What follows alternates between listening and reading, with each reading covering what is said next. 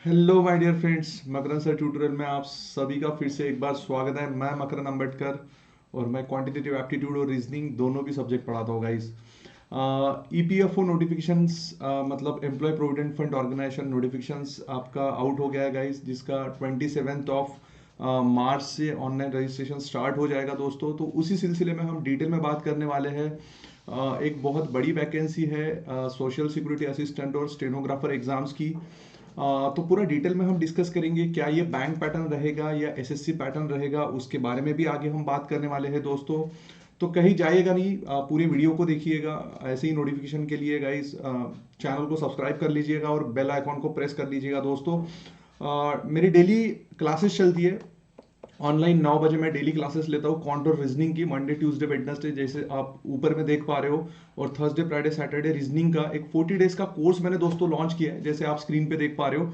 तो जिसकी daily classes होती है, तो मतलब आगे आने वाले सभी बैंकिंग एंड रिलेटेड एग्जाम्स के लिए आपको ये बहुत बहुत बेनिफिशियल होने वाला है। तो दोस्तों जुड़ चलिएगा ये कोर्सेज के लिए। ऑलरेडी मैंने ये कोर्स स्टार्ट कर दिया, जिसके 3 सेशंस क्वांट और रीजनिंग के हो चुके हैं। तो आज का चौथा सेशन रहेगा दोस्तों। ये मेरी खुद की ऐप है, मकरन सर ट्यूटोरियल ऐप। इसको आप डाउनलोड कर सकते हो, जिसकी लिंक आपको डिस्क्रिप्शन बॉक्स में मिल जाएगी। वो आप play store, Android play store और आईओएस में भी डाउनलोड कर सकते हो। किसी को भी कोई दिक्कत रहेगा तो मेरा नंबर दे दिया है, आप मुझे मैसेज भी कर सकते हो या फिर वो नंबर पे कॉल भी कर सकते हो दोस्तों। तो अभी हमारा नया बैच आ रहा है 1 अप्रैल से, जिसमें पहले 10 स्टूडेंट्स के लिए 50% डिस्काउंट है फीस में।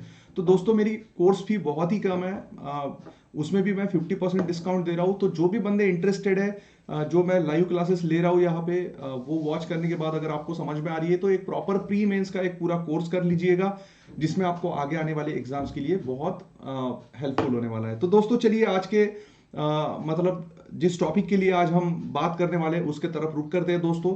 तो जैसे मैंने बताया था कि इसकी टोटल 2859 वैकेंसीज है। तो इसमें उन्होंने सबसे पहले ये ईपीएफओ है क्या, ये एम्प्लॉय प्रोविडेंट फंड ऑर्गेनाइजेशन है, जिसकी वैकेंसीज निकल चुकी है गाइस।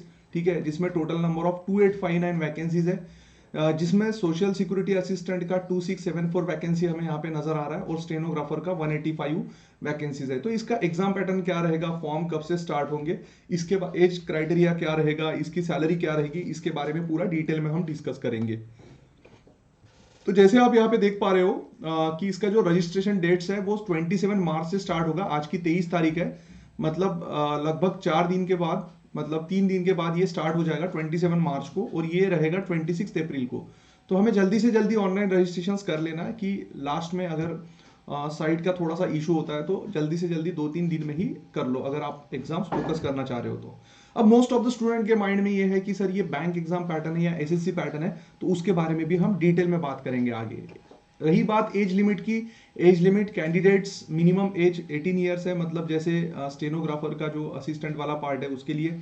और कैंडिडेट्स की मैक्सिमम एज है 27 ईयर्स। तो बाकी आपको पता ही है कि ओबीसी अगर कैंडिडेट है तो उसको 3 ईयर्स का रिलैक्सेशन मिल जाता है, और शेड्यूल कास्ट अगर है तो उसको 5 ईयर्स का रिलैक्सेशन मिल जाता है दोस्तों। एससी एसटी में सभी मतलब इसमें कवर हो जाएगा, तो उसमें 5 ईयर्स का रिलैक्सेशन रहेगा। ठीक है, एजुकेशनल क्वालिफिकेशन क्या होना चाहिए पर्टिकुलर पोस्ट के लिए, जैसे सोशल सिक्योरिटी असिस्टेंट्स के लिए बैचलर डिग्री होना बहुत जरूरी है। और दूसरी चीज गाइज, उसमें typing speed of 35 WPM in English और 30 WPM इन हिंदी होना बहुत जरूरी है। मतलब ये स्किल टेस्ट, मतलब जो हम बात करेंगे आगे, तो स्किल टेस्ट यहाँ पे जो थर्ड पार्ट है ये एग्जाम का, मतलब प्री मेंस और स्किल टेस्ट, तो उसमें ये टाइपिंग स्पीड आना बहुत जरूरी है गाइस, तभी जाके आप ये एग्जाम्स को मतलब पास कर पाओगे या क्वालिफाई कर पाओगे। रही बात स्टेनोग्राफर वैकेंसीज की, तो उसमें 12th पास होना रिकॉग्नाइज बोर्ड से जरूरी है। ठीक है, according and skill test norms also. तो ये सोशल सिक्योरिटी असिस्टेंट और स्टेनोग्राफर पोस्ट के लिए एजुकेशनल क्वालिफिकेशन की रिक्वायरमेंट रही दोस्तों। उसके बाद बात करते हैं सैलरी की। तो सैलरी एक बहुत तगड़ा सैलरी है, आपको भी पता है कि ईपीएफओ का ये वैकेंसी है।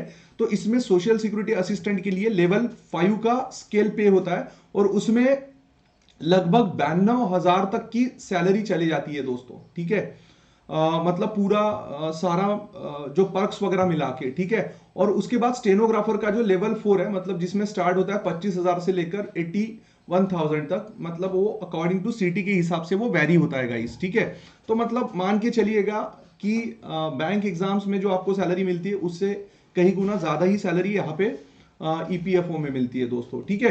तो ये रही सैलरी की बात। उसके बाद मोस्ट ऑफ द लोग अभी वही क्वेश्चन है, मतलब जैसे आपने थंबनेल पे देखा कि ये एसएससी का पैटर्न है या बैंक एग्जाम का पैटर्न है। तो दोस्तों 2019 के हिसाब से हम यहाँ पे बता रहे हैं कि जिस तरीके की एग्जाम हुई थी 2019 में, तो उसमें लगभग उन्होंने pattern as like bank exam pattern ही रखा था। मतलब जैसे आप देख पा रहे हो कि बैंक एग्जाम में भी प्री की जो एग्जाम होती है हमारी, इंग्लिश के नंबर ऑफ क्वेश्चंस 30, रीजनिंग के 35 और न्यूमेरिकल एप्टीट्यूड के 35 क्वेश्चंस। मतलब जैसे हर सेक्शन के लिए वहां पे उन्होंने टाइम स्लॉट लगा दिया है 20 मिनट्स का। तो 100 क्वेश्चंस 100 मार्क्स के लिए। तो इस तरीके की प्री एग्जाम रहेगी।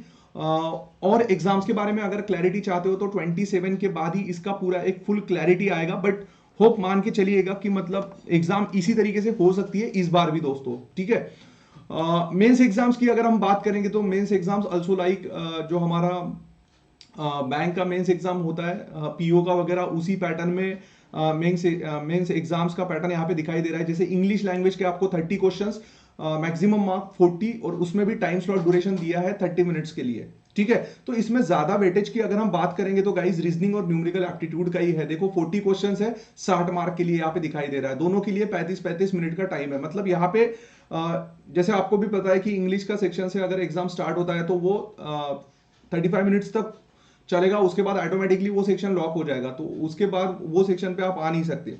तो ऐसे ही सभी सेक्शन में चलेगा।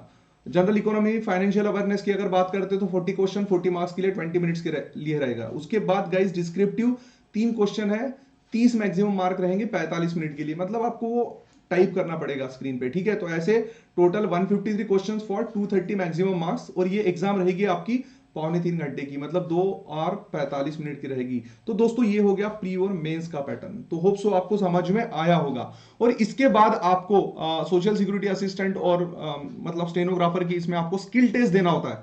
तो थर्ड स्टेज इसका है कि जिसमें आपको स्किल टेस्ट देना होता है। Aspirant should possess a speed of at least 5000 की depression per hour for data entry work. मतलब 1 घंटे में आपको 5000 की डिप्रेशन देते आना चाहिए, तभी वो स्किल टेस्ट। कुछ नहीं गाइस, इसका आप प्रैक्टिस कर सकते हो, मतलब क्लासेस लगा के, मतलब टाइपिंग के इसका एक प्रैक्टिस कर सकते हो। तो एक बहुत तगड़ा पोस्ट है दोस्तों, इसको हाथ से जाने मत दो। जो भी बैंक एग्जाम्स के लिए प्रिपेयर कर रहे हैं तो वो एक ये वाला एग्जाम्स भी टारगेट कर सकते हैं। सो होप सो मिलते हैं आज रात को गाइस हमारी लाइव क्लास में। टिल देन, तब तक bye bye, take care my dear friends, ख्याल रखिएगा दोस्तों।